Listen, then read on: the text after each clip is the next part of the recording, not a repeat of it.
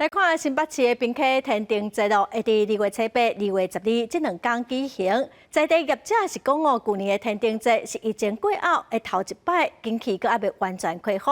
望讲今年哦，人会当擦，生理会当抢滚。天顶豆豆飞到天顶，真壮观。人讲南棚啊跑北天顶，但是医馆乡附近办的宾客天顶节，拢成真侪国内外游客到场体验放天顶。今年的宾客天顶节要伫2月7、8、2月12举办。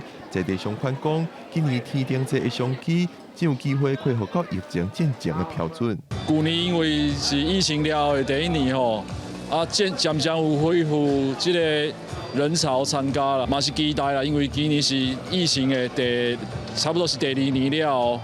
因为平常时即马规个区的这个生理渐渐已经是恢复到差不多一个袂歹的一个状况啊，虽然无讲甲疫情同款啦。拜二新北市府也办记者会，宣传今年的宾客天顶节。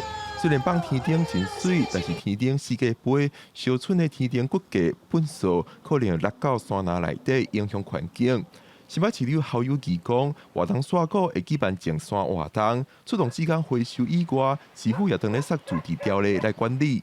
除了我们环保天灯在这一段时间都有在推以外，最主要的是我们的平溪天灯的释放的自治条例，我们会经议会同意以后，我们会从这里面如何回收，以及如何来保护整个环境的优化。